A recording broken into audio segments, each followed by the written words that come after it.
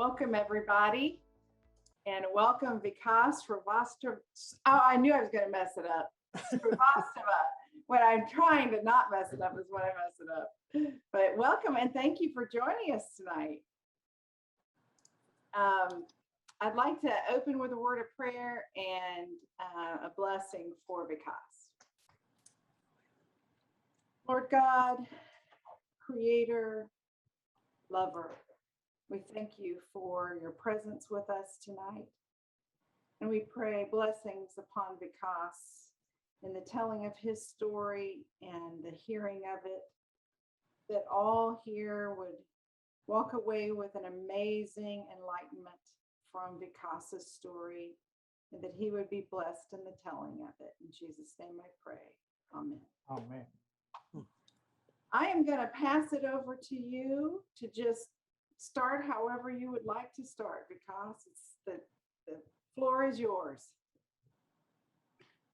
All right. Well, I think I will start off with prayer as well. Let's see. Hold on, I'm picking my prayer tool. Okay. Do you have different ones there, Vikas? I do. Oh, that's great. Do you play as well? No, I was kind of liking that to guitars. Do I want the Stratocaster? Do I want the Les Paul? Yes, the addiction is the same. It is. It really is. I think if I played tambourines, I would have a lot of them as well. Yep.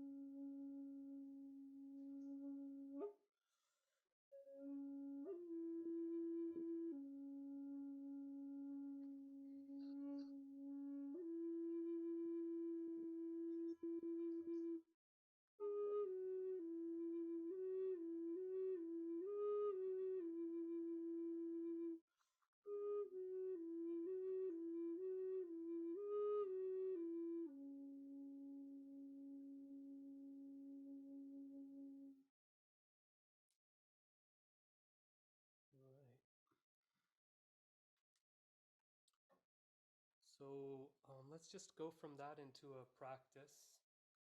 If your eyes are closed, you can keep them closed. And if your eyes are open, you can keep your eyes open.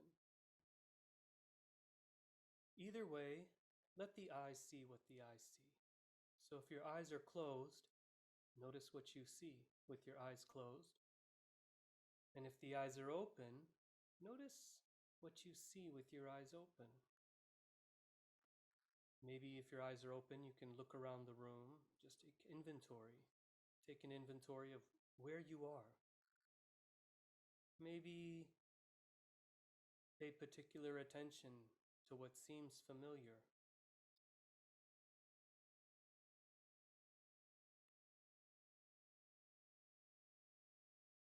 And as you let your eyes see what they see,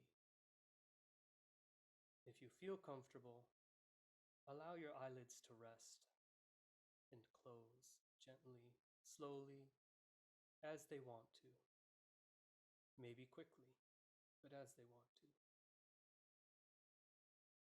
And as we see what the eyes see with the eyes closed, we might see images, colors, textures appearing, disappearing.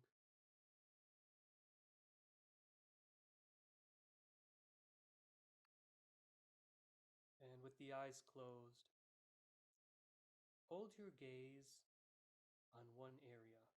Any area, doesn't matter. And just narrow your view so that you're looking at a smaller area, gently holding your gaze, and now looking at the details. More colors, more textures, maybe more movement.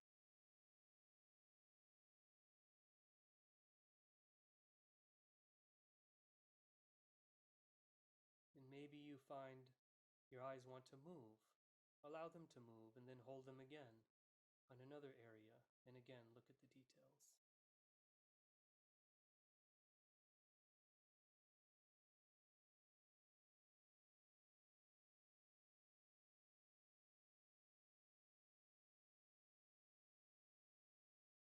And perhaps you've started listening.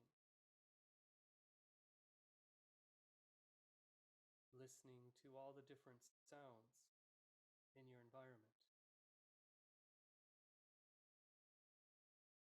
Allow your attention to move freely from one sound to another.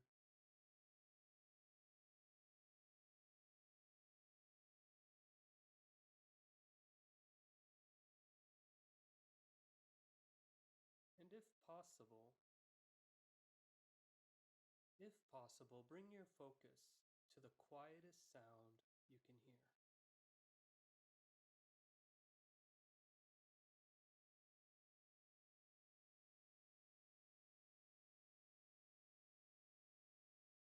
And maybe keep moving your focus to quieter and quieter sounds.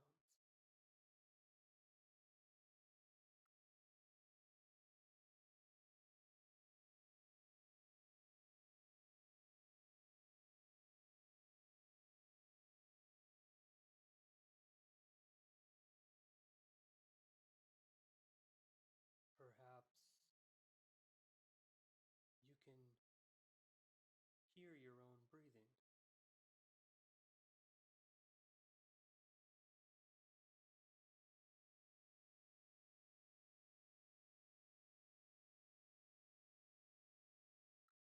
Notice your breathing anywhere you feel it the most in your body. Maybe the nose, maybe the mouth, maybe the chest, maybe the stomach, maybe somewhere else in your body. Notice how your body wants to breathe. Maybe short breaths, maybe long breaths, deep breaths, shallow breaths. Maybe regular breathing and maybe irregular breathing.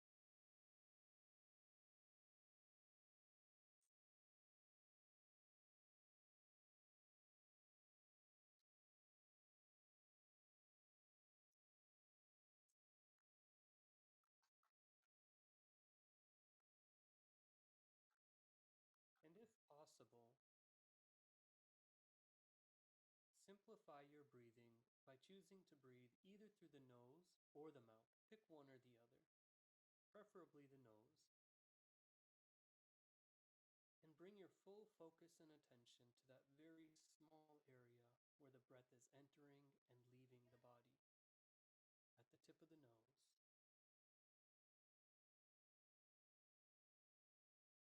Notice the sensation of your breath going in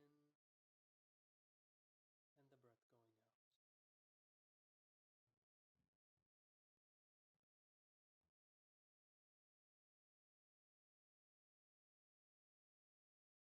If it's difficult to feel the sensation, you can take a few heavy breaths just to increase the sensation and then return to normal breathing.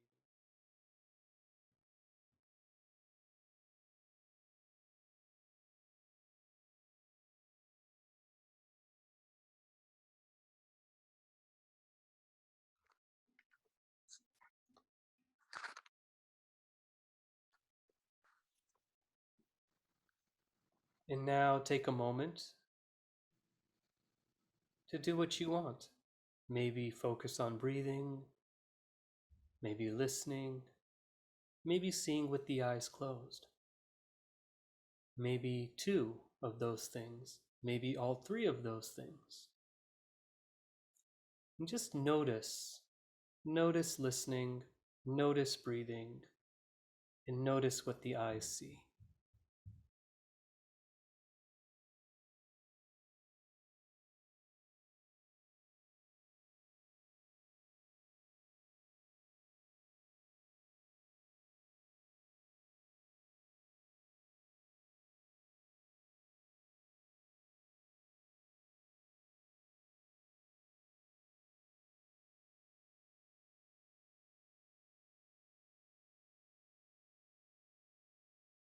When you're ready, take a deep breath and pause. And looking down at the ground, gently open your eyes as you breathe out.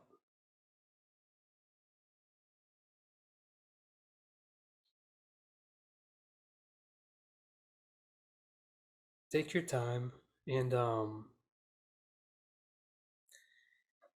we'll take it from there. I got a very strong suggestion not to prepare anything. And I'll be honest, I had all weekend, I had tried to make time to listen to last week's recording, and I just couldn't get to it. I mean, I kept taking it with me. I'll play it here, I'm going to play it there, I'm going to watch it today, I'm going to set aside an hour here, aside there, and I just didn't get to.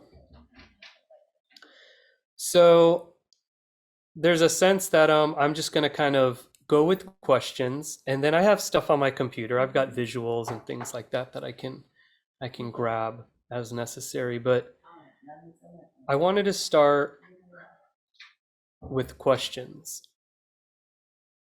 and what I call inquiry. We'll start with inquiry. So you can put it in the chat box, you can unmute yourself. Now, they say there's no such thing as a dumb question. I would argue that there are dumb questions, but I don't mind them. You can still ask me. But anyways, no, just unmute yourself or hit the chat box, whatever you want.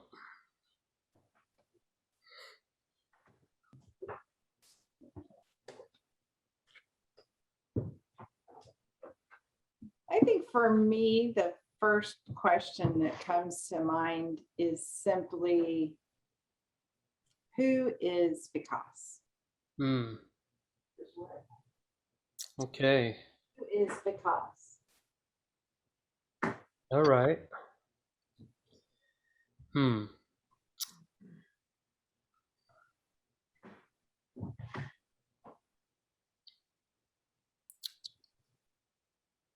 Well, let's go backwards.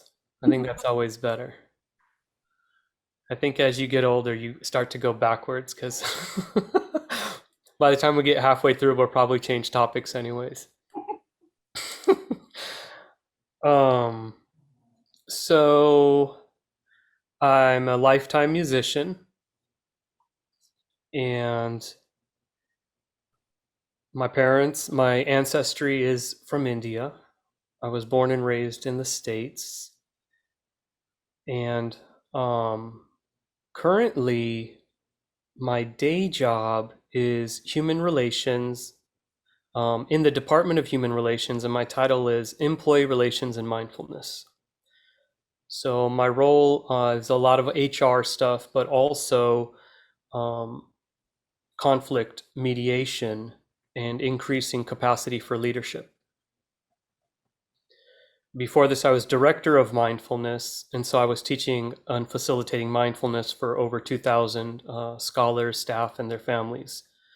And part of that work was conflict mediation, but also in a extremely low-income community with a very high homicide rate, just giving the community the tools for mental, psychological, and social stability.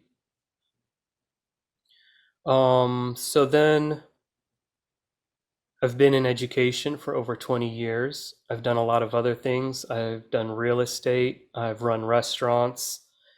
Those are two that I can remember. I've been a DJ. I've been a drummer in almost every genre of music, from punk rock to hip hop to big band jazz, Indian music, African music. So what brings me to this place, the work that I do, I mean, of course, our entire life is somewhat orchestrated. At least I feel like that. The longer I live, the more I see a composition and maybe another composer. But this part of my life, this move to Greenville, which I moved for the position of director of mindfulness. And I wasn't looking for the job. The job was an unsolicited job offer. They sought me out and brought me here. This part of my life is definitely different in that up until about 2016, I'd always been a storyteller, for better or worse. And I was a teacher. And way back in 1999, I'd done my master's thesis on spirituality and critical pedagogy in education. Basically, the question I wanted to ask was, at what point do we ask students, what's the purpose in life? Like, shouldn't we ask that question and ask it often? Like, when can we start asking that question? So I was definitely slanting towards this, and as my practice got deeper, folks would come to me for advice. And then at one point, I kind of became a life coach. And I was trying to be a guru. And I was like getting booked for talks and TED Talks and just, doing a bunch of this stuff. And it was an interesting journey trying to sell myself as a guru. And in the midst of that, I went on a 10-day meditation, a silent meditation in the Goenka tradition. And I went because the meditation retreat was free, and I'm a dad. And so anything that's free is already 50% good. And then I found out it was silent, and I thought to myself, 10 days without anyone saying the word dad or Vikas, and I'm in. Like, that's all I want. I just don't want to hear my name for 10 days. I had no other idea what I was getting into. I just knew no one was going to talk to me, and it was free, and they would feed me. So I signed up, and I went. And I sat for about 14 hours a day in meditation. And I didn't talk to anyone. I didn't read any books. I didn't write. I didn't listen to music. All I did was eat, sleep, meditate, and take some short walks so I could exercise my legs a little bit. But no yoga, no like heavy stretching, just really focused on sitting meditation. And around the 7th day of this 10-day thing, something very strange, interesting happened. First of all, I don't ever follow directions. That's not me. I don't do anything the way I'm supposed to. I don't follow directions. and I in India we call it Kichiti. Kichiti means like you mix everything together. That's what I do with everything. Like everything is Kichiti. My parents are like, you make, Kichiti out of everything. So for some reason, when I went there from day one, I just did what I was supposed to. Nothing more, nothing less. I actually followed directions. This was the first time, and I couldn't even understand it myself. I was like, this is so weird. Why am I following directions? But there I was, following the directions. And then on the seventh day, I went into a 7.5 hour meditation. So I just sat down at 4:30 in the morning, and I didn't get up till 11:30. I didn't move. And the only reason I got up at 11:30 is at the retreat, you don't get dinner. And at 11:30, for some reason, I thought to myself that I need to go get an apple because I heard the lunch bell ring, and that was the end of lunch. And I was like, if I miss lunch, I'm not going to eat all day. I'm going to go run and get an apple. So after 7 hours or so, I just woke up and said, oh, and I ran and I got an apple. And then I started realizing, I started doing the math. I was like, I've been sitting for a very long time. And so in that 7 somewhat hours of meditation, I felt like I reached what I call a state of perfection. Like all the answers I've ever had got answered. I'd had this chronic 10-year pain in my knee, and it was gone. Like my body was just like, and then I started, at first I couldn't, I was like, am I dreaming? What's going on? There was just energy all around. So then I kind of was like, okay, well, if this is real, let's see if I can do the yoga that I used to be able to do 10 years ago. And sure enough, like I was stretching, my body was limp. Like it was weird. It was I was like, what's gone? Like I had a whole reset. And yeah,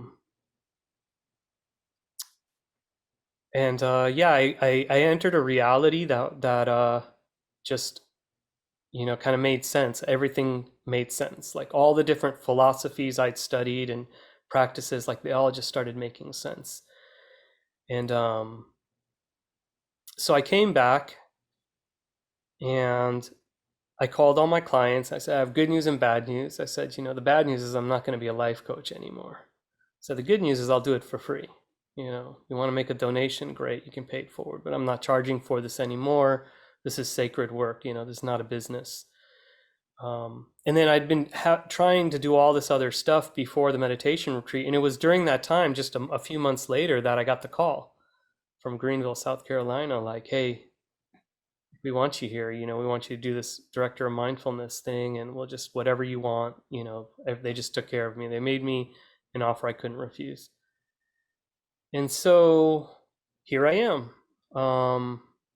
Long story short, or short story long, which I don't know. That was kind of a lot, but so if there's questions, I'm gonna say, I don't know if you know how to do this, but you have a little reactions thing, and I think, let me see if I can do it. Like you can just like, is there a hand raise? I think there's a hand raise, or maybe not. Just throw up a reaction if you want, or hit the chat box, or even just go like this. That'll tell me you have a question. Otherwise, I'll keep talking. And feel free to interrupt me. I don't mind at all. We're Indian, so like we're used to talking a lot and never stopping, and the only way to get a word in is you just have to like interrupt or bring me chai, something like that. Is that a question? Yeah. So Yeah. Vikas, how did you actually get started on this path? Yeah, so I'll give you two answers or two responses. One response is from this week, and the other response will be like a historical response. So the response I give you this week is I was always on the path. Now I realize that I've done nothing, like nothing is of my doing. Like now I'm getting it. Like there's things that I wanted in life and it didn't happen, and there's things I didn't want in life and they happened. So clearly I'm not in control. Now my mom was, she was pretty deep in the Hindu tradition, and I was raised Hindu as a child, and she would make me meditate. And so by the time I was 8, I would have to meditate for I think 20 minutes or something, or at least it felt like 20 minutes before I could watch Saturday morning cartoons. I remember that was the rule. Like, you want to watch Saturday morning cartoons, you sit for 20 minutes. And then in high school, I remember, I was just like, Mom, I don't believe in any of it. And she said, that's fine too. And then she just started throwing a bunch of like philosophy books and was like, if you want to read these, you can. And then I remember having some pretty intense meditation experiences on my own. So I've just kind of like, I don't know, I haven't finished a lot of books. I mean, I finished, I've read the Vedas, but those are probably that's the most I've read that I can remember. But I just kind of sat and meditated, and I hear a lot of things. Like I hear very clear direction. And it's not me because it's telling me stuff that I wouldn't say to myself. But sometimes even if I'm talking to someone, and even in high school, like I just remember, like it was almost like there's like a megaphone in the room and someone's just like talking. And I was, okay, I'm gonna do this. All right, fine. That's what I'm gonna do. So yeah, I don't know if that answers your question. Yeah. So I think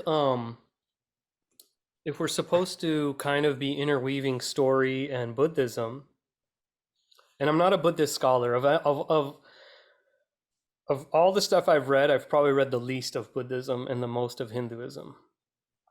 And I don't really ascribe to any organized religion or national identity for that matter, because I don't ascribe to anything that divides humanity. So, but that being said, I always say when people ascribe to nothing, they're probably Buddhist. I mean, it's just kind of like Buddhism is like a philosophy, and it's really kind of a way of living. So a lot of times when people are like, oh, I kind of do it all, it's like, oh, I guess you're Buddhist. But from my practice, I think there's two things that I would say stand out that I keep coming back to.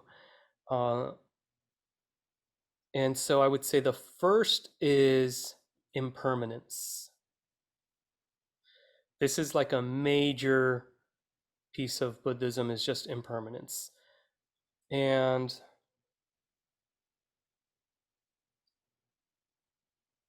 we'll start, we'll start with that one. And then I'm going to push back a little bit on my take on it. So the way I approach Buddhism and the way that it's been defined to me is to see reality as it is. So everything I say is from experience. I won't talk about anything that I have not experienced firsthand. I don't believe in saying things that I haven't had absolute physical experience with. Number two, so when we did our meditation just now, there was no modification, right? If your eyes are open, your eyes are open, your eyes are closed, your eyes are closed. And then see what the eyes see. I didn't say see gold. I didn't say you're in the Ganga River with flower petal. No, none of that. We didn't do that. I didn't say, see yourself with a six-pack and a sword. No. And so there was no modification. There was no modification of what you see. I didn't tell you what to see. Then I didn't say what to listen for. And I purposely, didn't play anything during that time. I said to listen to the sounds in your environment. And then when we went to move to breathing, there was no breathing exercise, no fire breathing, no whatever you call that when you're pregnant and you sit on the floor and like do fast breathing noises, none of that. It was just notice how your body wants to breathe. That was it. The most modification was pick either your nose or mouth to breathe out of, and that's so that you can kind of focus on an area, because if you're breathing out of both, then it's harder to focus.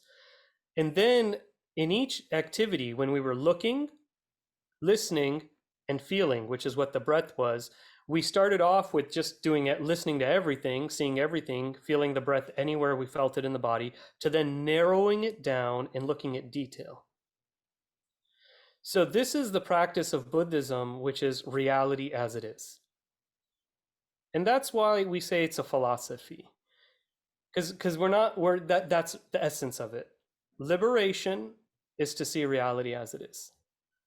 And the degree to which we either don't see that, which we would call ignorance, or the degree to which we want to not see it, or to kind of mask it, or to do something else with it other than what it is, we would call that suffering.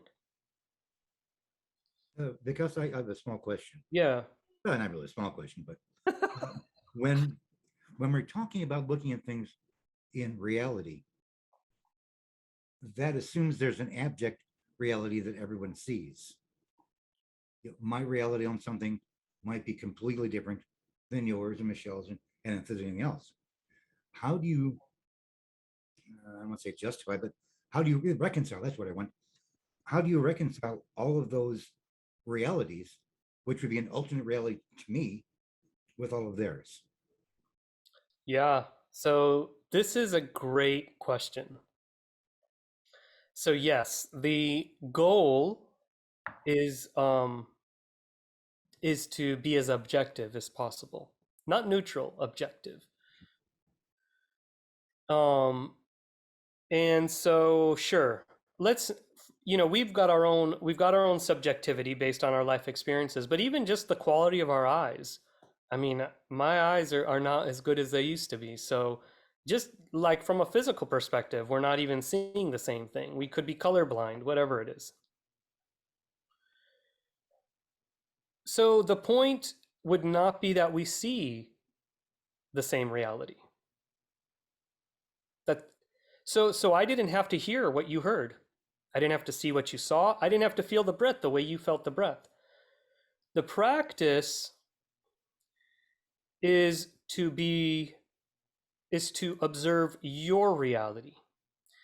And so there's a couple of pieces to that. One is you got to zoom in and you have to zoom out. In order to observe anything, in order to know anything, you have to observe it. You want to know a child, observe the child. You want to know a dog, observe the dog. You want to know the plant, observe the plant. You want to understand the sun, observe the sun. You want to know the stars, observe the stars. You want to know the stock market, observe the stock market. So anything you want to know, you observe it. So if you want to know yourself, observe yourself. Now the practice is you have to be more still than that which you're observing. So has anyone ever been on a train?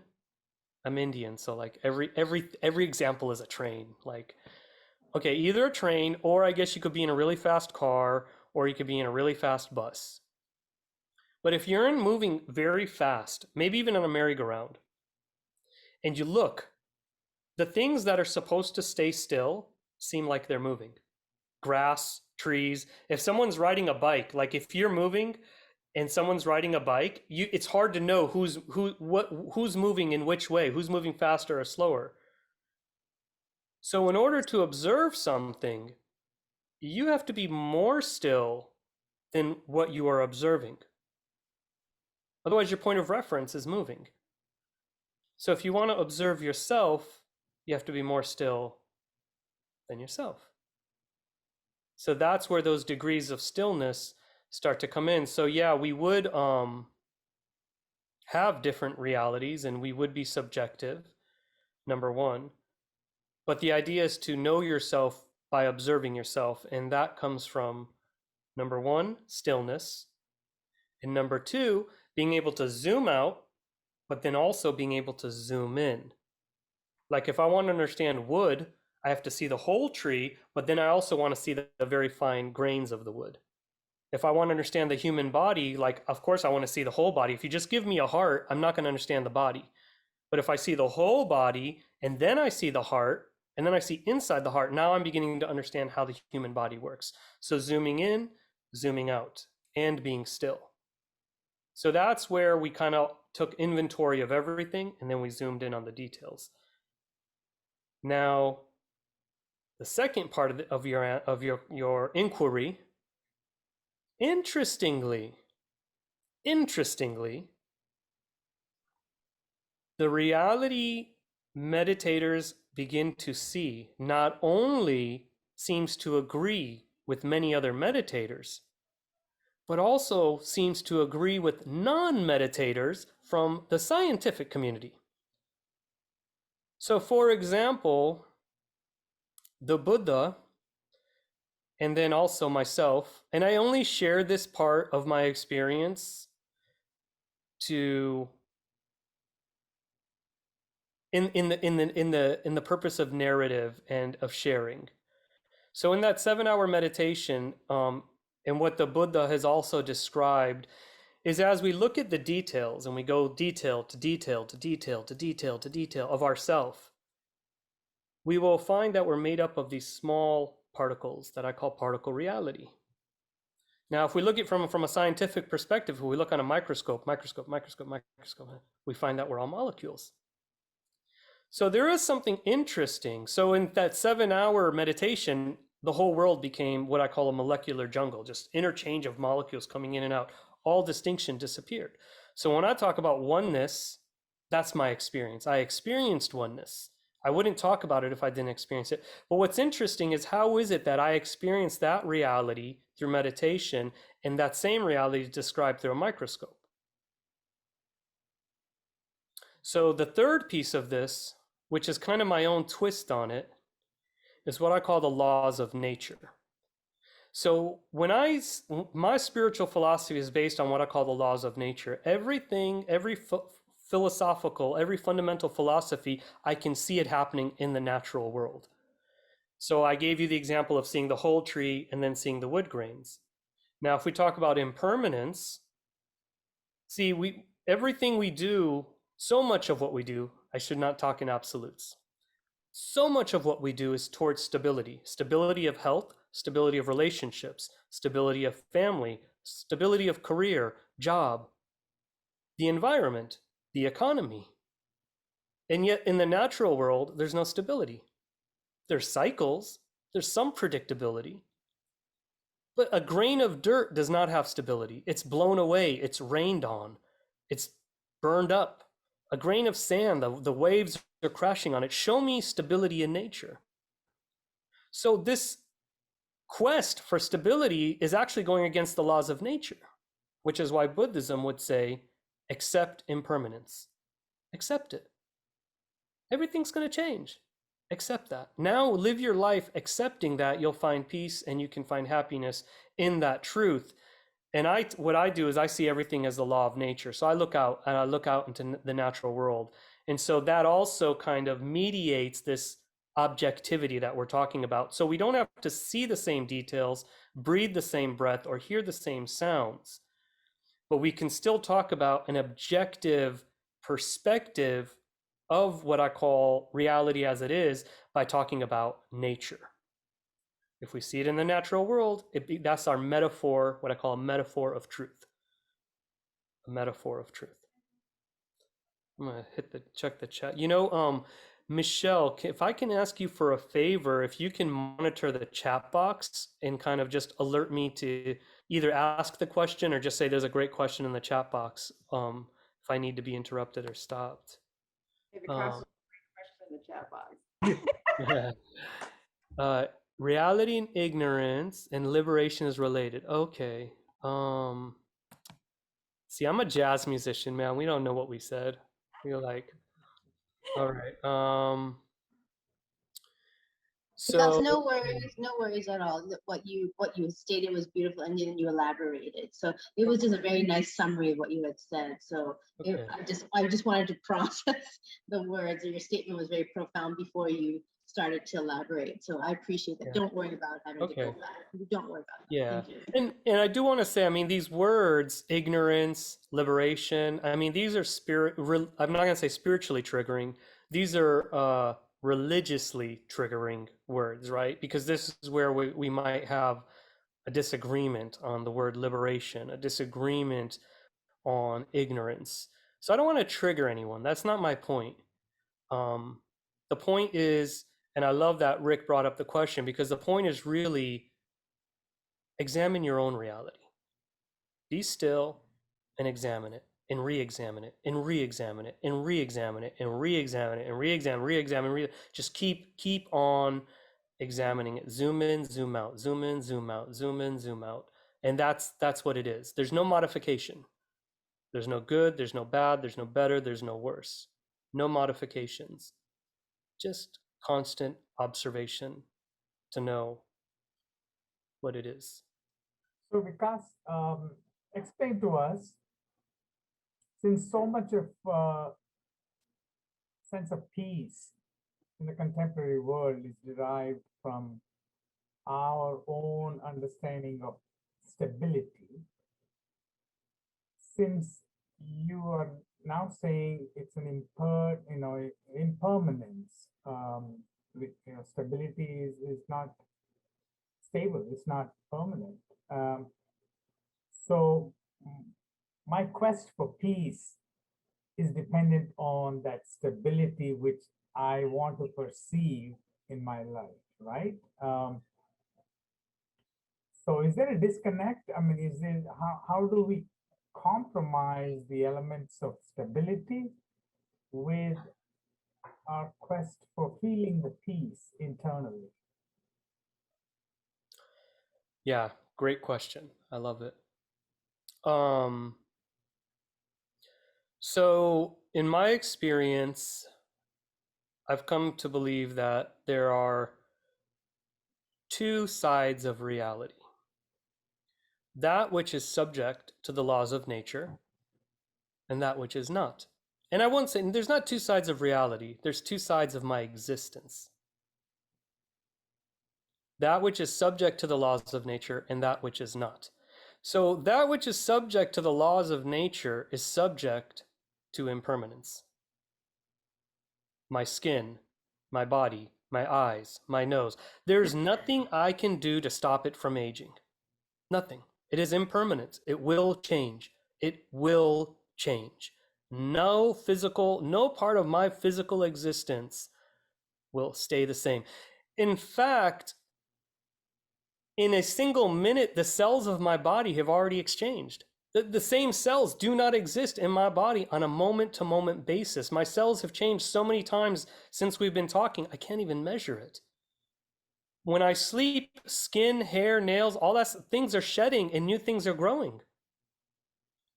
So there is those which is subject to the laws of nature, which is one, impermanence, two, the law of time, which is related to impermanence, and the laws of space. Right? So if I'm here, I'm not anywhere else. And their space is very real. That my parents, I'm in Greenville and my parents are in San Diego. Now, there's space between us. I can't eat my mom's food. Right? That's real. However, how is it that I can feel my mom?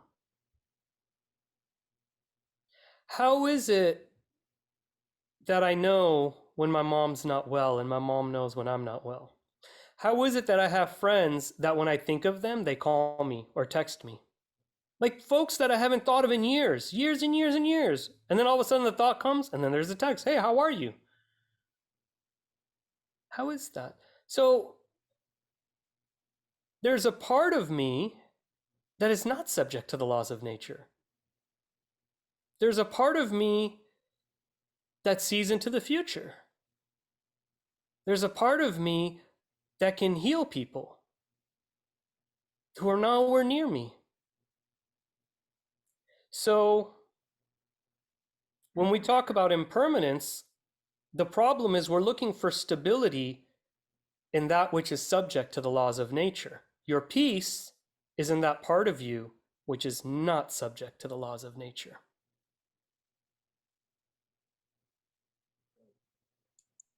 Can't it be both? Of course. In that while someone might be looking for stability, that's just one part of entropy. Everything continues to change, but in our lives, or what concerns us, we're stable within like a churning ocean. We're a boat that continues to float no matter what happens on the ocean.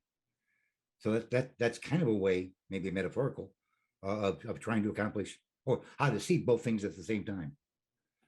Absolutely, I agree. And it's so funny. Just as you were saying, just before you said ocean, I thought to myself, have any of you all swam in the ocean before? Has anyone swam? Yeah. Has anyone swam where the waves were a little bigger than you expected? So yeah. What do you do when the waves are too big? Float. Yeah, you can try to jump. That's how you know there's tourists. They try to jump over the big waves. If you're local, at some point when the wave is that big, you go down. You know, when the tsunami hit, I think that was in the early 2000s, that big tsunami, it hit most of India. There was actually a tribe in India that saw the twigs coming up on the shore and realized something was going to happen. And they were able to go underwater. And I want to say they held their breath for like 3 hours, but whatever it was, they went underwater while the tsunami went above. But I think, you know, Rick, you're absolutely right. It's a beautiful metaphor. And again, I think nature teaches us. So what do you do when the waves are chaotic? You go down, you go deep. And that is where we find our peace. And so all the instability can be happening. So number one, you go deep within, you find your peace. You find where there is some consistency, some stability, like under the water, it's a little bit more still. Now, as you're underwater and you're looking, you're going to see it's not still at all. There's crabs and fish and all sorts of stuff moving. But the other piece, just to be very real, is you can create a sense of continuity within the chaos. And so Gandhi, for example, and I'm not saying he's perfect. I don't idolize Gandhi. I know he's got some funky historical stuff going on right now. But one thing that was interesting about Gandhi is while he's leading the nation in this revolution and like walking all over the place and doing so, I think he had a pretty busy schedule. I'm just guessing. I didn't see his calendar, but I'm guessing it was busier than mine. One thing everyone says is he never left his morning and evening prayer. And not only did he not leave it, but he did it at the exact same time every single day. So this is where I think we can create. So I think, you know, depending on your personality, some people that would drive them absolutely nuts, you know, but for some of us, if stability is important, you can kind of create those kind of things. But now if you're going to hold on to it for dear life and, oh gosh, if I miss my morning prayer, it's going to be a horrible day. Then again, there's an issue with that. You know, things do change. So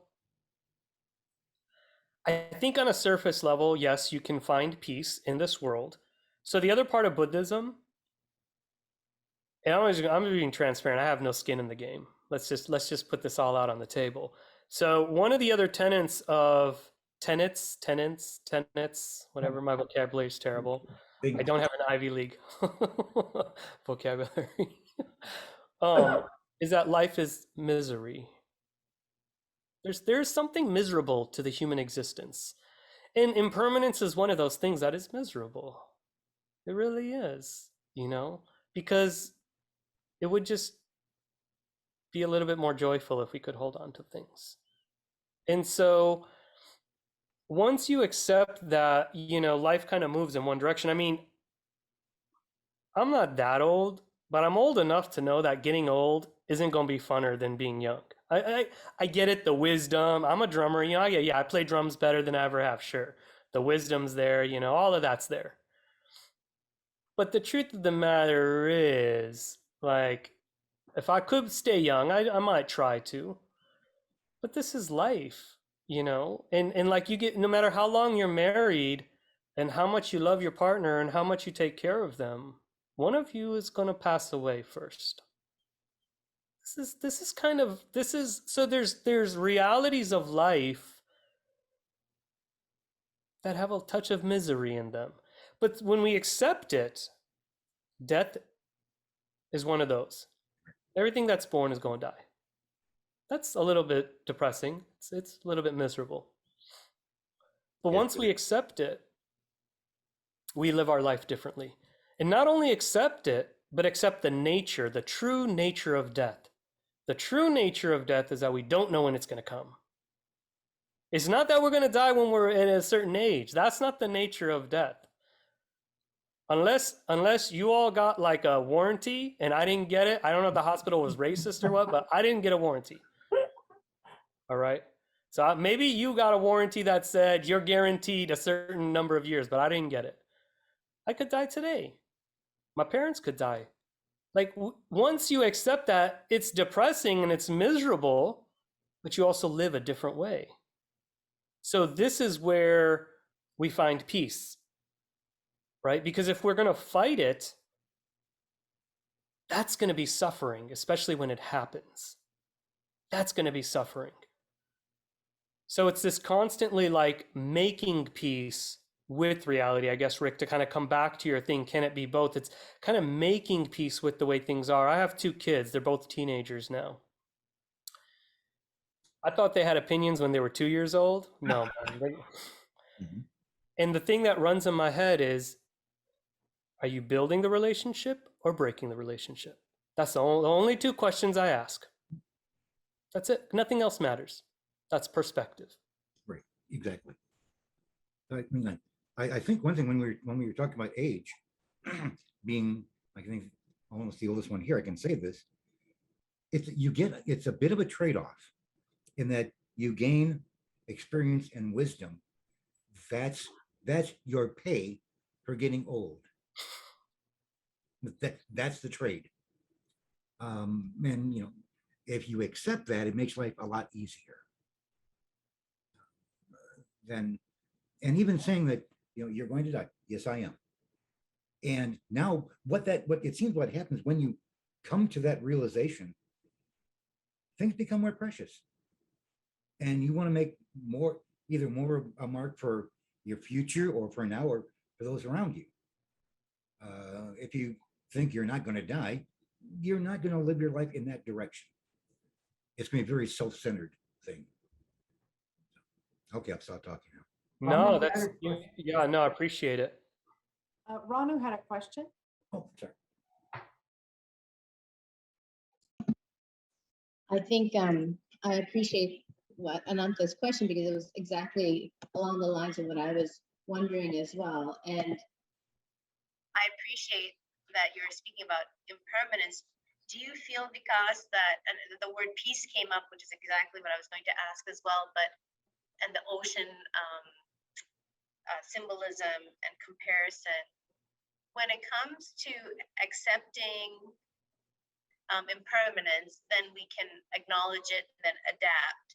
Don't you feel more at peace once you understand that too much stability may actually equate to stagnation, that maybe we're looking for something that's actually quite unnatural? Like you said, there has to be certain forces that keep things going, but even those things change over time or millennia, right? So the moment that we can understand impermanence may release us from the bindings of too much stability or stagnation, and then you learn to flow.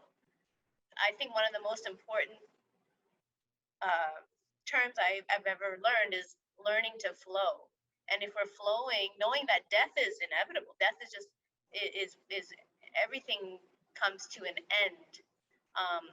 In certain faiths, the only thing that is permanent, if there is a belief in a supreme power, so to speak, then we know that maybe that absolute supreme power is the only permanent thing. That's at least what Hindus are taught. But even the universe will collapse again at one point and go back to maybe it'll come again to another eon of the Big Bang and off we go again, right? So I actually garnered great peace from that. And I'm just wondering, is that something that brings you peace once you are no longer afraid of death?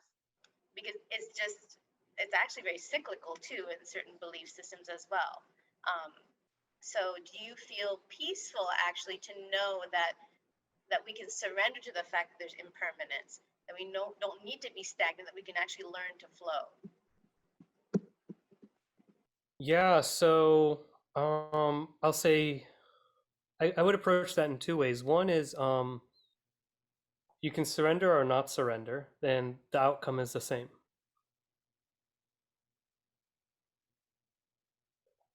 So there's that.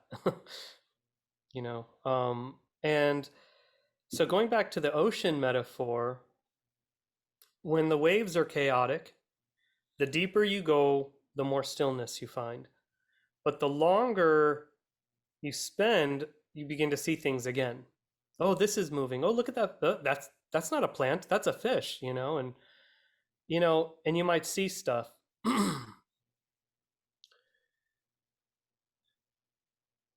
So it's an interesting, at least my journey is interesting, and it took me a while to understand it. Sometimes I meditate and I find deep peace. And then when I come out of the meditation and I come for breakfast and the kids are there and everything, I get extremely irritated very quickly. And everyone says, I thought you just meditated. I said, I did. I don't know what's wrong. I feel like I'm more irritable after meditation. So one is we become more sensitive because we do see more details. We become more sensitive to the movement. We become more sensitive to the energy. So the other day, I have a large property here and I have to pull weeds quite a bit. And the thing about pulling weeds is no matter how often you pull the weeds, they come back. You always pull weeds. Now, the first time you might start pulling weeds, especially weeds that you don't know, if you're in a hurry, you're just pulling them and breaking them off. And then it occurs to you, maybe I need to pull the weed a little bit more carefully to pull out the root because it's just coming very quickly. Let me pull out the root of this weed. In some weeds, when you pull out the root, you get very happy. I got the root, until you realize that there's a root to the root. There's like a big root and a little root. It fooled you. It's like, huh, you know? And those weeds like to break off very easily too, right? You pull it and they just break. So I see this as a metaphor for our journey, that in the beginning, we come to certain realizations and we find peace very quickly.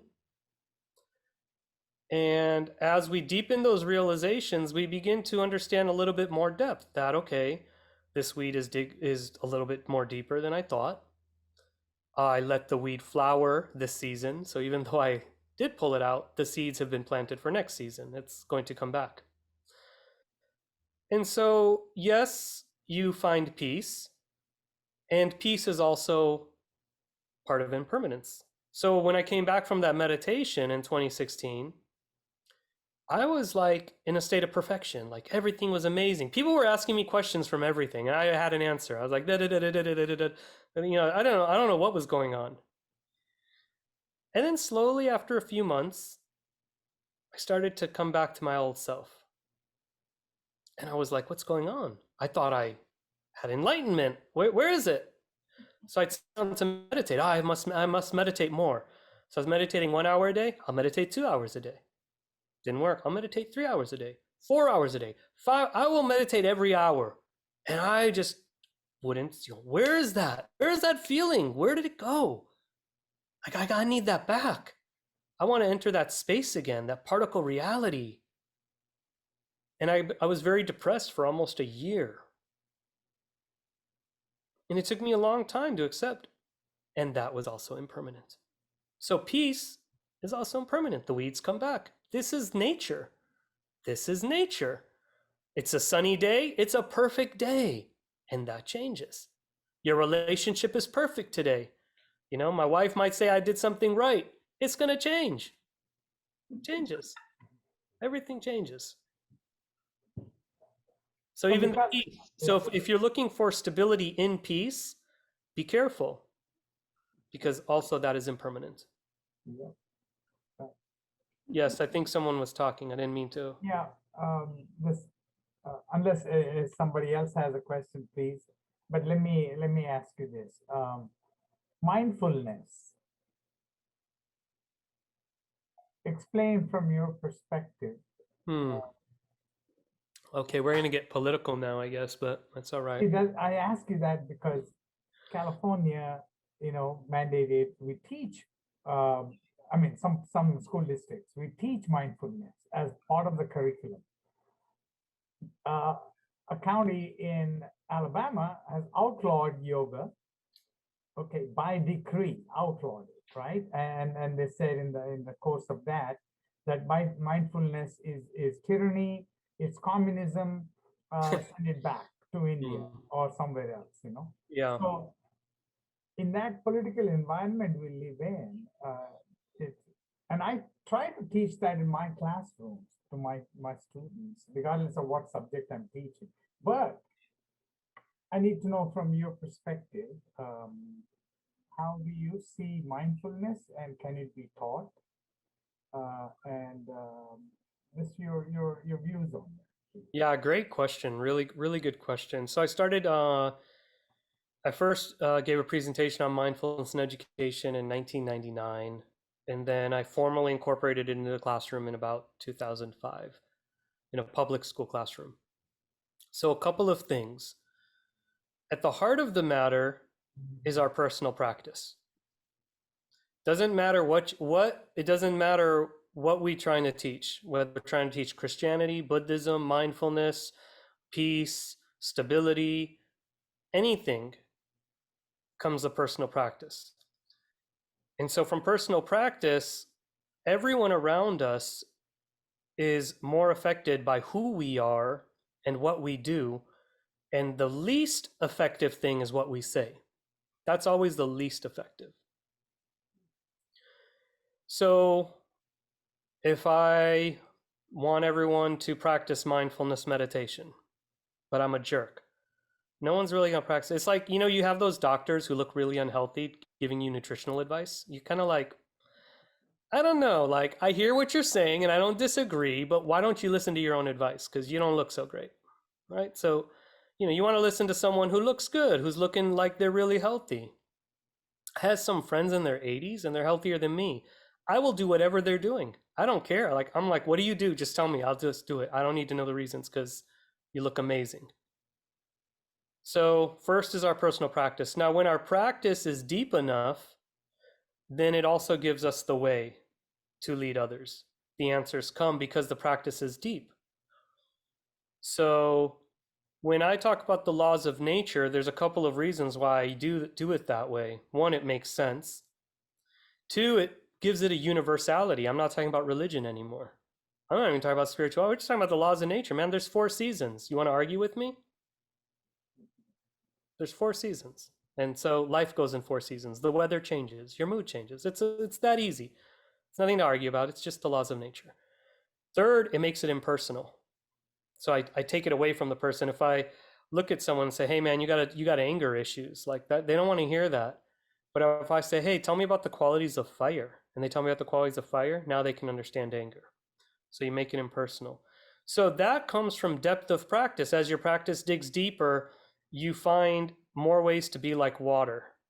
Rather than confronting people and trying to convince them of your way, you find a way that your practice serves them. And if your practice doesn't serve them, well, then why are you even teaching it to them? Right? So that there's that's just arrogance. Like, why would we try to convince someone of something that doesn't serve them? So first is be it. Second is listen to your practice, because your practice gives you the answers. And then in the particular case of mindfulness, I mean, as Indians, it's really unfair because everyone can teach yoga, but the minute we teach yoga, it's Hinduism. It's religious. Like, we could have just said we're going to touch our toes and everyone would have been fine with it.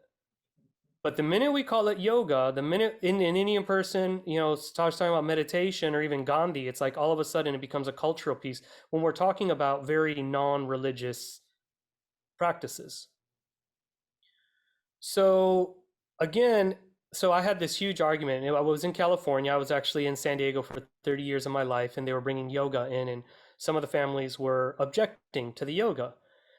And the reason was the teacher was using the Indian names for the yoga. And so there was that discussion going on. And then I was, my issue with mindfulness is they kind of took away the Vipassana roots. And so a lot of people don't even know that mindfulness is based in Buddhism and the Vipassana tradition from India.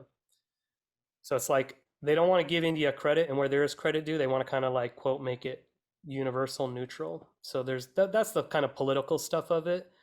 So we were having this discussion and I was getting all heated up, we're not getting credit, India doesn't get credit for this, India doesn't get credit for that, they're doing this with our culture, that.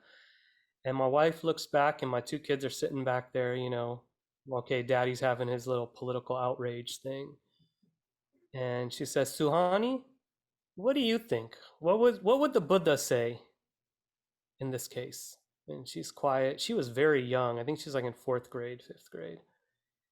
And she says, I don't think the Buddha would care. I think he would just want everyone to meditate. That was a changing time in my life. That was a serious moment of transformation, realizing that if we're really true to the practice, don't, I started off when I started meditation in the public classroom, I called it sitting in silence. The kids called it Meditation Mondays. I called it sitting in silence. So again, if we deepen the practice, then all of a sudden we let go of the ego. Like there's no reason it has to be Indian. Who cares? So even mindfulness, yeah, there's issues. They took it away from Vipassana and they turned it into a stress reduction, cognitive behavior therapy, psychological, mental model full of the mind. Sure. Okay, but you know what? They've accepted it. So I'm going to take the deeper parts of Vipassana, life purpose, liberation of the soul, seeing reality as it is, the laws of nature, impermanence, accepting death, all these deeper concepts which normally mindfulness doesn't do. And I'm going to funnel it through this idea of mindfulness because that's where the doors open. And then one day, the door is going to be more on the diversity, equity, inclusion piece. Maybe the door is going to be open on restorative practices. So you kind of just keep finding your way. And if your practice is deep enough, it's interesting. People always say, well, what do you do about the pushback? What about the pushback? What about the pushback? And because I only speak from experience, I have to say that's the one thing I don't have experience with. Even now, I think there's a pretty dominant Christian background in this group. I've been asked to speak at the First Baptist Church of South Carolina. When I got that gig, everyone's like, Vikas, like, we get it, but like, do you know where you're going? I'm like, they asked me to go. Have they seen you? I'm like, they asked me to go. I'm going to go. They asked me to go. I'm going to do it. And I went and it was great. We did meditation. It was awesome.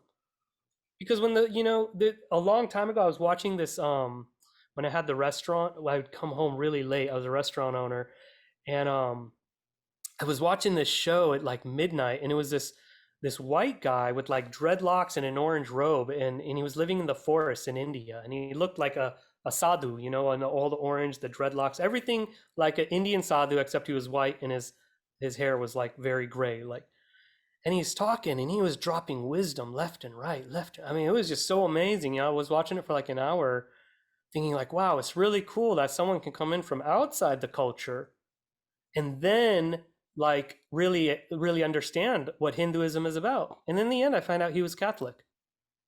And I was like, what? Because when the practice is deep, it is universal. We're talking about truths. When we come down to truths, they're universal. Treat each other's like you want to be treated, love everyone the same. Like, so when the practice is deep, it doesn't, there's no, you're speaking to people's heart, there's no pushback, there's no anything. We just got to deepen the practice. And that goes back to that question of, well, don't we all have different realities? Yes, we do. But we can also reach deep enough and work from such a place of love that there is a universality in that. And music hits that very quickly. I had played a Native American flute. I'm an Indian guy playing a Native American flute on like, so what all this stuff is like all mixed up Kichiti style, right? It's all Kichiti. But yet we all like, I think we did. There was a sense of peace there. Like very quickly, we hit this kind of universal feeling through music. So music hits that piece very quickly. As an example. Yeah. Well, I think that one of the universal things, be good, be kind to each other, help each other, and love each other. That is a foundation of every religion and every thought process. So if you have that base, really doesn't matter where you go from there because everything is really in that same thing. Sometimes you just have to look beyond the other stuff and like this is what it's originally doing. So yeah, whether it's education or right. Religion, I don't think things are really that complicated. We make them complicated. We do. We really do.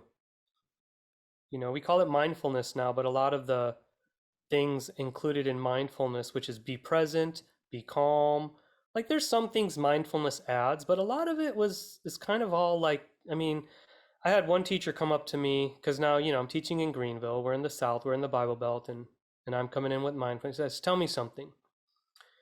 What religion is mindfulness? And I knew where she was going, because a lot of folks have a hard time. They think this is a conflict with their Christian beliefs. And there's some Christians who've totally accepted it. And I looked at her, I was like, that's a great question. I said, you tell me, what religion does contemplative practice belong to? Because that's what we're doing. I mean, call it what you want, but I just said, sit down, listen to everything, see what the eyes see, and look at your breathing. I didn't give you a prayer. I didn't say nothing. I just said, look at your own reality. I had a good, very good friend of mine, is a very devout Christian. His parents were missionaries, and he kind of lives the missionary life in many ways. And he said, Vikas, you always say, deconstruct, deconstruct, deconstruct, details, details, details, zoom in, zoom in, zoom in, break it down, break it down, break it down, and then I will see reality as it is. I said, yeah. So, well, where's Christ in that? And I said, I'm not Christian. That's not for me to answer, but let me ask you this. When you look at yourself and you break everything down, you tell me what you find in the inside. And he said, Christ. I said, then you have your answer. There's no conflict here. When you break it down, you look at the details, piece by piece by piece. If you find Christ, then you found your Christ. That's your truth. There's no conflict. I'm sorry, I think someone had a question. Mishra, is that Sarmita? No, I was, thank you. I was engaging so much into what you were saying, very, very profoundly. The terms are becoming limitations, unfortunately, and there is cultural appropriation or misappropriation, however you want to call it. But I feel grateful, though. So I'm a physical therapist by profession, but because I teach yoga, I'm a registered yoga teacher. Okay, that's another label and another thing to put behind my name. And also, let's say, mindfulness. I have found myself not using those terms because the way I look at the human system in general as a group, that we have to carry around the bag of bones and the organ called the brain, that's what it is. We're just so blessed that we can be functioning the way we do, is the practice to manage and sustain and to make well with what we have, with these equipments, right? So rather than saying mindfulness, maybe I'll use the word, let's learn how to become self-aware or observers of ourselves. I mean, this is what that is all about. Unfortunately, everything ends up in a funny, noisy bag with a term on it. And then it gets misunderstood, misused, and unfortunately demonized, which is really unfortunate in today's world with so much brain power. But I think as we become a globalized world, again, our own self-awareness can say, I'm willing to open and understand. It's within me to do so, but I feel hurt when it's the terms are viewed upon as negative, and where there's so much richness of practice that can come from just self-awareness, self-development, self-management, because we have these equipments that we have to figure out and keep going, right? So when I do yoga, I actually replace the words like therapeutic movement or breathing that helps us, or because not everybody can move. You can still do yoga if you're on a ventilator. You're breathing, as long as you have breath, then you can do yoga. But thank you for just empowering us to understand that more, Vikas. Yeah, I think so. The other piece, the other main principle, one was impermanence. The other piece is reality is impersonal. What happens to us is impersonal. Just like what happens to the trees and the grass and the insects. You know, we hit a red light, and I guarantee you there's no gnome sitting up at the red light saying, today they got up late, therefore I shall make you even later. And I shall spill your coffee on your clothes. And, you know, there's nobody's doing this to you. It just, there's a lot of randomness in it. You know, so yeah, there's this idea that everything's orchestrated, but because we don't know the orchestration and we're not the conductor, then there's also, everything is also kind of random. And so one is impermanence, and the other idea of Buddhism is impersonal. And we feel hurt because we take it personal. Because we take it impersonal as an attack on our cultural pride, our ego, our cultural ego. But if we truly understand it, the issue is really of the other person who simply has their own issues of cultural ego and pride and can't accept that we can actually all be proud of our cultural heritage together, like jazz, like a big band. It's like we all get to take solos. And so, but in that, that other person's not trying to hurt us. And that society, that institution, that culture is actually not about us at all. But we get hurt by others when we take their actions personally, when in fact, what a person says and does has really nothing to do with us.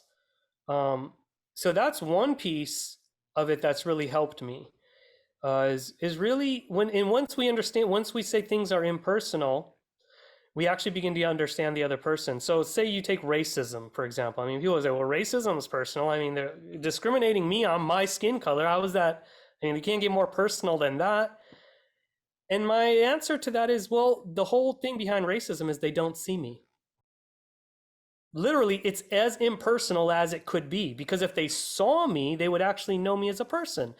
Any ism, any stereotype is literally the essence of impersonality, because they don't know your story, therefore they're making assumptions. That's what sexism is. All these isms, these discrimination pieces, is literally because they don't see you. And so the impersonal piece is one part of it. And the other piece on our end, in terms of our spiritual path, is that every action, not every thought, but every action, whatever action we take, we have to drink the intention first. Even if it's only a microsecond before. So if we go to kill an ant, the second before we kill that ant, we drink the aggression to kill. We have to, and then we stomp it. If we're going to yell at someone, the moment before we yell, we drink the aggression. So the minute we want to argue, we have to drink that. So for me, for my spiritual path, I try to be as much as aware as possible of what is my intention that I'm drinking. You know, with this like vaccine debate, everyone's entitled to their opinion. Now you're going to yell at someone to get vaccinated because you care about them. Yelling at them, it does not make them feel like you care about them. You know, you're yelling at your child, I'm only concerned about you. That's why I mean, that's not, you're traumatizing the child, right? And before you do that, all that stuff, not only from a spiritual perspective, just a neurological perspective, all the chemicals that flood through your body in that moment of aggression. So when we're fighting for, say, social equality, even when we're fighting for peace, like say we're protesting a war, or walking down the street with our fist in the air, no war, no, I mean, that's violent. Think of what's happening. All the kids are running away. Like, Mom, I'm scared. I don't want to be here. I mean, are you really marching for peace? So we really have to question our intention, because every action, so if we're going to fight to say the word mindfulness, then what is the poison that we're drinking? Who are we serving? And at the end of the day, none of it matters. Like when I die, does it really matter that I said it was vipassana and not mindfulness? Or does it matter that that person is meditating? Because when I die, I don't think it really matters. I really don't think it matters. I don't think it matters. I honestly just don't think a lot of it matters. You know, one of the things I'll go ahead, Michelle. I know we're on time as well. Yeah, we're running out of time. Rachel, you had a question. I guess it wasn't so much a question as much as I want to make sure I'm understanding, because it's a lot of information that we've been talking about this whole time, but a lot of it falls within the same stream. And so I write things down to kind of make sure that I understand and put it in my own words, to come back to it and rethink it. And one of the things we're talking about was zoom out. And so what I was looking at was like zoom out. If I'm looking at this and zooming out of it, the big issue or big thing about reality is that we all change and we all die. It's always going to be uncomfortable. That's just life. But if I zoom in on it, where we're talking about reality and how everybody's reality is different, then by zooming in reality, how we deal with the uncomfortableness in our personal reality is what is personal to us. Okay. Is that Yeah, a couple of things, and I'll talk fast because you're raising some good points. So, my thoughts on discomfort. One, it's usually in moments of discomfort that we learn the most. We don't really learn about relationships when they work well. We don't learn about business when it works well. So times of discomfort are times of wisdom and learning. That being said, I don't want to emphasize like some type of like putting yourself in harm. So we would use the word constructive discomfort within thresholds, healthy discomfort. You shouldn't stay in an abusive relationship trying to learn something. So that's where discomfort is kind of our path to also understanding and growth, constructive discomfort. So an interesting thing, when we look at the planet Earth and we zoom out, then we see different regions. We see different countries, we see different landscapes, we see deserts, we see rainforests, we see the mountains, we see the coastal lands. And when we look at that, we see the trees are different, everything, the nature is different in the different landscapes. The desert is very different from the rainforest. So as we go a little bit deeper, we might say, yeah, there's a lot of differences, but there's trees kind of everywhere, or there's grass everywhere, or there's dirt everywhere. Like when I dig, I see dirt. Now the dirt is different. This dirt's a little different quality than this dirt. And then I dig a little bit deeper and the dirt starts to feel the same, right? So on the surface, we not only have different landscapes, we have different cultures, different people, different foods, different clothes, difference. Then as we come down, we say, well, the grass is kind of different, but it's a little bit the same. Then we come into the mud. Yeah, the dirt is a little different, but it's really the same. I really can't see the difference in the dirt. Now, theoretically, and I know I said I wouldn't speak theoretically, but I have to because I've never gone to the core of the earth. But theoretically, if I go to the core of the earth, I'm going to find molten lava in which it's all going to be the same. So I'm going to say from my experience with the particle reality is that on the surface, we do see difference and we can say, yes, everything is subjective. And it's important to zoom out to see that big picture because when you zoom out, what you're doing is you're also allowing yourself kind of the ability to just kind of float around and you're not kind of, if you zoom in too much, you start to ruminate and then you go in a cycle. So you constantly have to zoom out to kind of expand and say, okay, whoa, like, let me see the big picture again. And then when you go in, as you go in deeper and deeper, as I did, I mean, we can talk about all our difference in perspective, but we all have blood inside. And then okay, well, you got blood this type, you got that blood type. Well, we all have the same organs. Well, my organ's working this way, but as we go deeper and deeper into our bodies, we're actually going to notice it's the same. And then when we go to the molecular level, there's not going to be a difference. So yes, everything, hopefully that puts it all together. I don't know. And if not, that's wonderful. You get to think about it. Anybody It have was good. questions for Vikas? I have one. It goes back to something you said in your introduction of yourself. You were talking about. Michelle, your audio is a little fuzzy. Can you? I don't know what I can do about that. I'll put it in the chat. There you Somebody- go. Your microphone has got the wrong intention.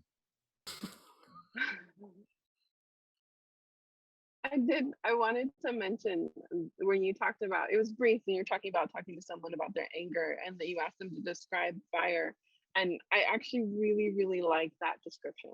That was fantastic. And I just want to say thank you for mentioning it because I've never heard anyone describe it that way. So in another time, I have an entire framework where I explain the entire path of self-realization through the 4 elements and the medicine wheel. And so we break things down into the elements. But anytime you think of an emotion or something and you can relate it back to the 4 elements of air, earth, water, and fire, just think of the qualities of that element and it'll help you understand the qualities of anything else. In fact, I'll give you a hint. Your zodiac sign relates to an element. Go find your zodiac sign, type in element, find out what element you are, and think about the qualities of the element and see if it resonates with you. Maybe Okay. you can come back, Vikas, and talk about the 4 elements. Anytime, in another anytime. show. Yeah, and I'll send Michelle a link to my newsletter. I'm not really consistent with anything, but every now and then, if I think of something, I just type up a newsletter and send it. You'll never get more than one a month. Maybe you'll be lucky to get 2 a year, but Yeah. okay, you mentioned a voice that speaks to you. How often, who or what is that voice speaking to you? I don't know. I call it spirit. I say spirit talks to me. Mhm. Maybe it's my ancestors, maybe it's the trees, maybe it's myself, and maybe it's something different. Maybe it's not always the same thing speaking to me. So I just refer to it as spirit. And so I'll end on this.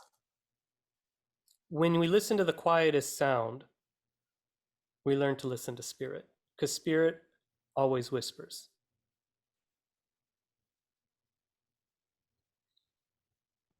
The loudest message is a whisper. Since my microphone is acting up, I had that voice too. We'll talk about that another time. Will you close us in another type of prayer, Vikas? Sure. Yeah, I'm going to do a gratitude. And the thing I love about gratitude is powerful because there's a lot of positive redirection going on right now. And that can sometimes lead to visualization of things that aren't actually real or happening. And that can lead to suffering because you're like kind of trying to want something that isn't really there. I think there's some use for visualization, but there's going to be a U-turn at some point. So gratitude is so wonderful because you're being thankful for positive things that are actually occurring in your life. Like you can't practice gratitude for things that aren't happening, right? So it's based in the reality as it is. You can only be grateful for something that's actually happening. And when you're grateful for something that's happening, you're actually grateful for the things that are working on in your life. And so we have a tendency in this modern era to be focused on the negative things. So gratitude really focuses not only on positive aspects of our life, but positive aspects of our life that are actually really happening. So you're not leaving reality, right? So it's a powerful tool. So I'm gonna suggest we close our eyes, and that's only because it reduces distraction because the amount of information that comes through the eyes. So again, I'll just say, if you need to, you can look around the room to allow your eyes to relax, and then just however your eyes want to close. Maybe they want to close quickly, maybe slowly.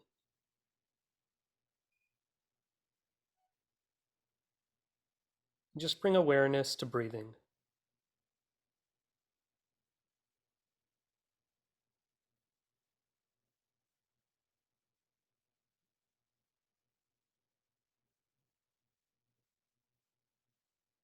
Hear the breath, feel the breath.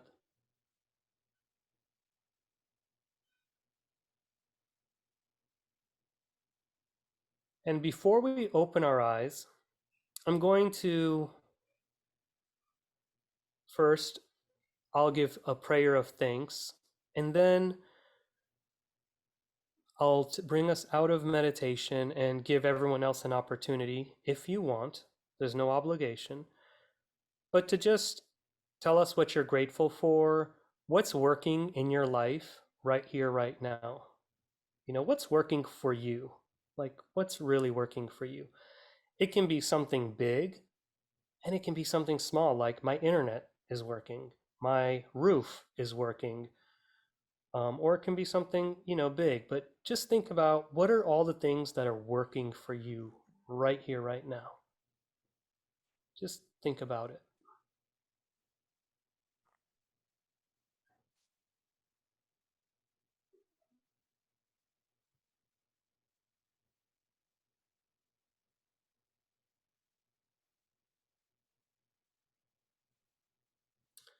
And in this space,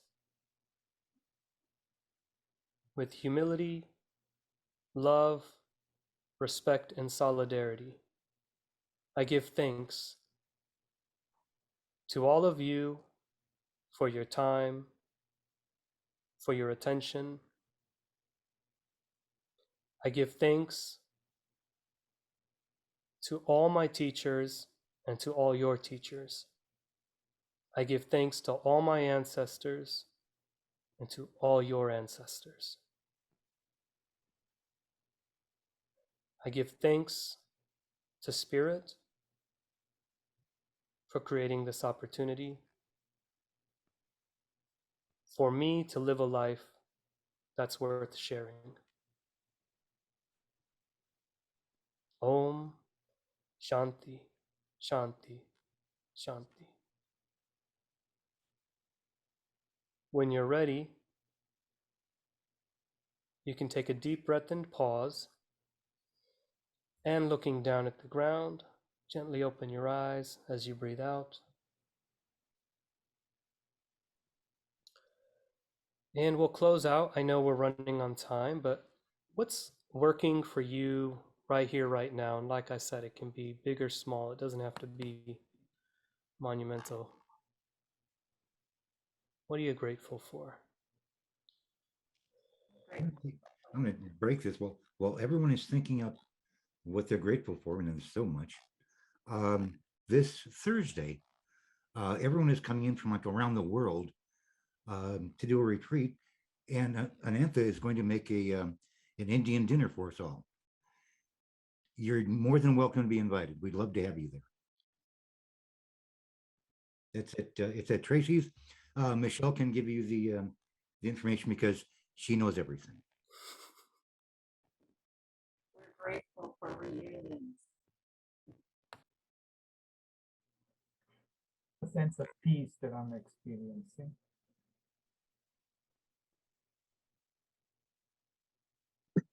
I'm so grateful for this community and for the opportunity for so much growth and understanding.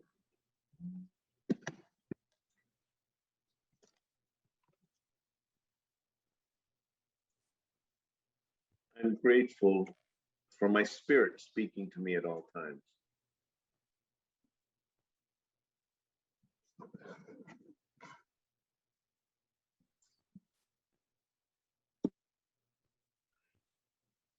I'm grateful for my wife who appreciates me more than I appreciate myself.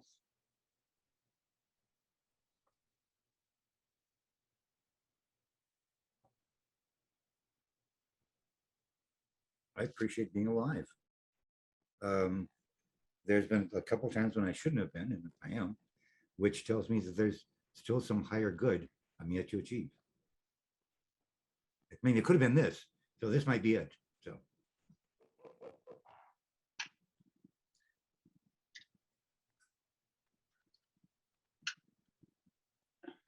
I'm grateful for this painting I'm working on. It's been on my easel for pretty much years, and I'm working on this door while I'm listening to everything, and it's just awesome. It's coming. So I'm just grateful for being able to do some art. great. I'm grateful for so many things. I'm grateful that I get to be here and see all of you guys, and I will be seeing everybody in a few days. And I'm grateful for my wife, who is not coming with me but supports me, and it's just like she knows how much this means to me. And I'm grateful I got to listen to you today. I learned a lot just in listening. So thank you.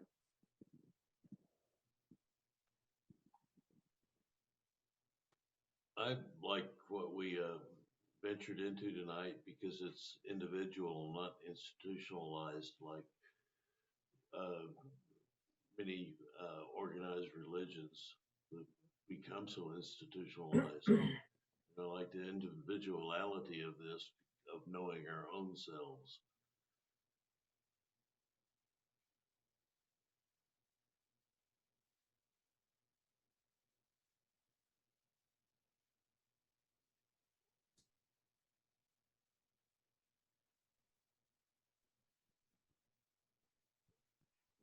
If anyone wants to hit the chat box, feel free. Otherwise, Michelle, I'm going to hand it back over to you.